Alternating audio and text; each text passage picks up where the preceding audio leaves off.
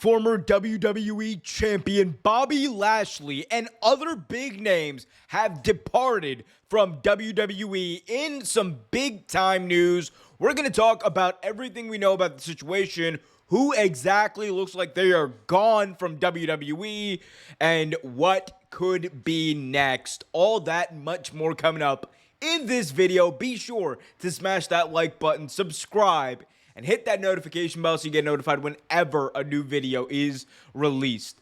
All right, let's get right into this major news tonight. Big news as Bobby Lashley, it was reported by PWN, removed from the internal WWE roster. He, of course, has really been sparingly used on WWE TV, and everyone was wondering, well, okay, removed from the internal roster. Does that mean that his contract's expiring? What's going on? Well, the good people over at FightfulSelect.com said the following. Here's an excerpt from the Fightful Select report.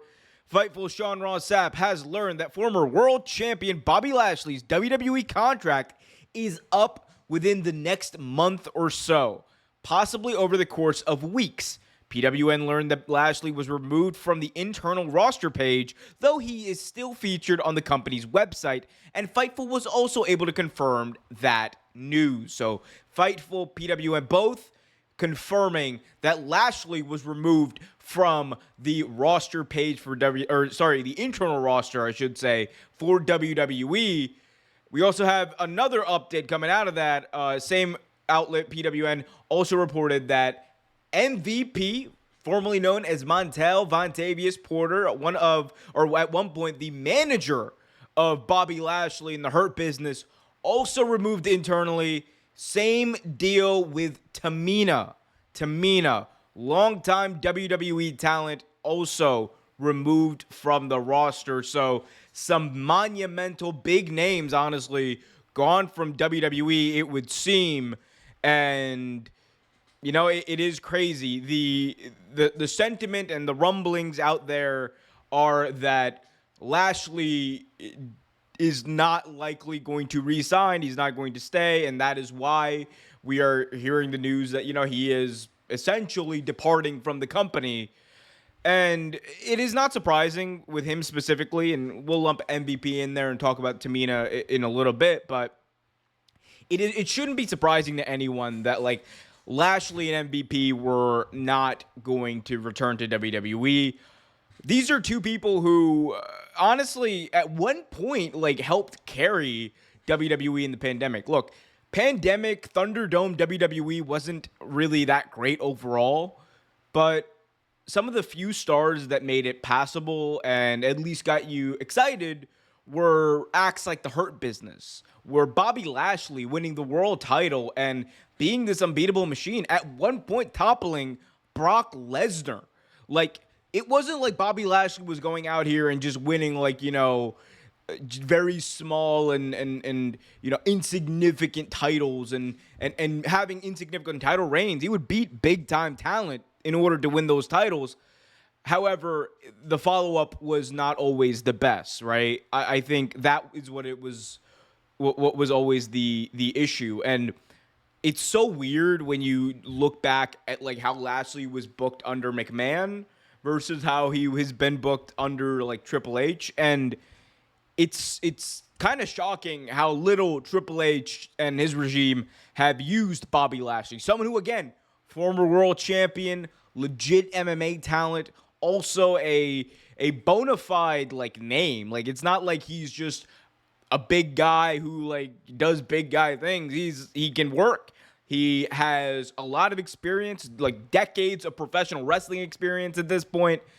And on top of that, like, he is a well-known name. And it's baffling because you had Lashley, like, having world championship reigns, having big-time matches on pay-per-views with Brock Lesnar, and then he goes to winning the Andre the Giant Memorial Battle Royal on the SmackDown before Mania, and kind of just, like, coming out and doing this weird thing where it's like, yeah, okay, I won, and holding his little trophy up in you know, a segment that really didn't make too much sense. And outside of that, like, he has not been seen much, and I think it might just be one of those situations where, and we talked about this with other talent too in a lot of companies. I think Cody was the one, or it was described from Cody's side at one point when he left AEW, like, sometimes it's just time to leave the territory. And I think maybe this was the same case with Bobby Lashley. They don't have the creative.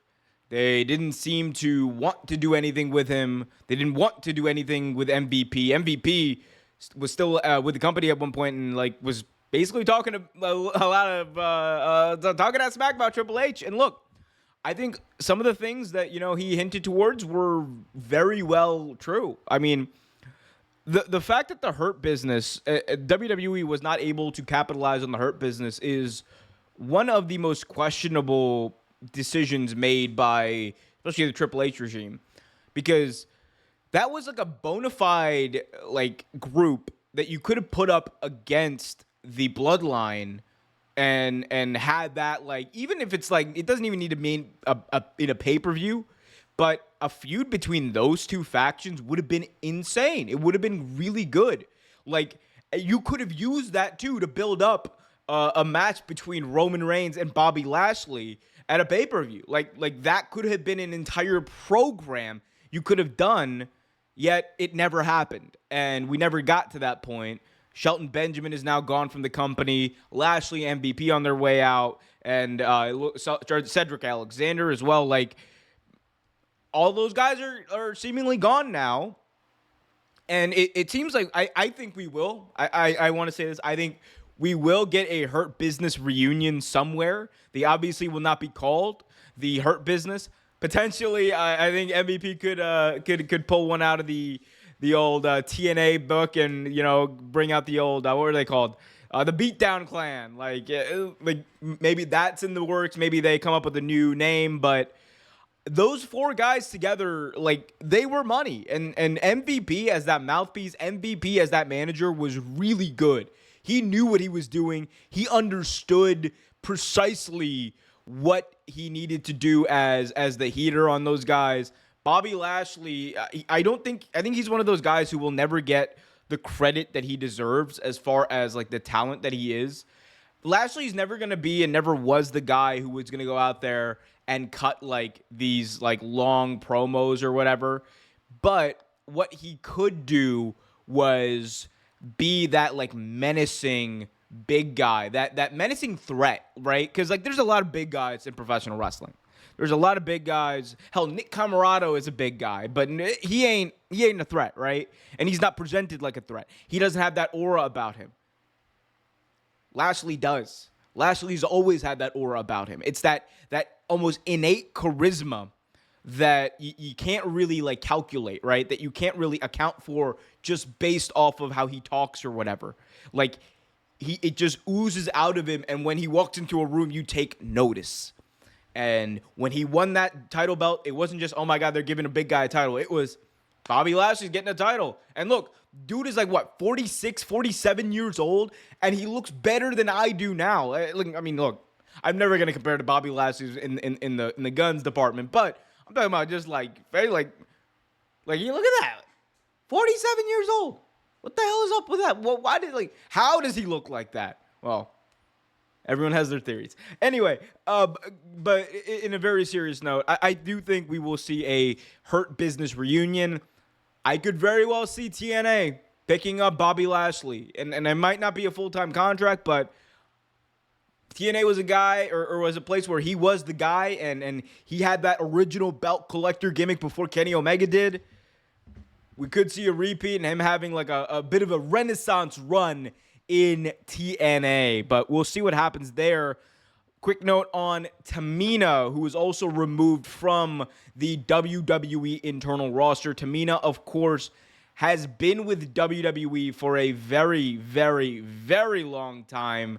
I believe since 2010, 2011, she's been signed with the company. That puts her well over 13 years consecutively with the company. Throughout that time, she has been, largely fitting into the role of a heater for a heel champion. She has won a couple of 24/7 belts. She's had that title reign, the tag team title reign, a few years ago. But outside of that, like, Tamina's one of those people who you kind of knew was always around, but you just couldn't, like, she never really, I'm not going to say she didn't fit in anywhere because she obviously had a role, but as a singles act, for whatever reason, either WWE didn't position her in that way or they just didn't see it. And, like, maybe it's a combination of both. Obviously, like, Tamina, another person, like, who long tenure with the company, but I think this also might have just been a thing of don't have the creative for you, and maybe it's just time to leave the territory. And look, the indies are hot right now. Like, the market outside of WWE is very lucrative at this point. There's a lot of excitement, and I think there's a lot of money to be made. Whether you're Tamina, whether you're Bobby Lashley, MVP, whoever, you are going to get a bag. And I think that use that platform that WWE, gave you and that you earned and built up, and use it to the best of your ability. I think that's the best part about this current landscape in wrestling. Outside of WWE, the possibilities aren't only out there, but you could actually make really good money on the indies right now. So I'm sure that they're going to get booked. I'm sure it's going to be great. We'll see what happens, but Bobby Lashley, Tamina, MVP looking like they are on their way out of WWE. Let me know in the comment section what you feel or how you feel about this news. Do you think they could have done more with Bobby Lashley? Should they have done more with Bobby Lashley? Or was it just time for him to leave the territory? Let me know in the comment section below. Also, be sure, if you haven't already done so, to smash that like button, subscribe, and hit that notification bell so you get notified whenever a new video is released. Until next time, be happy, be healthy, and as always, keep it real.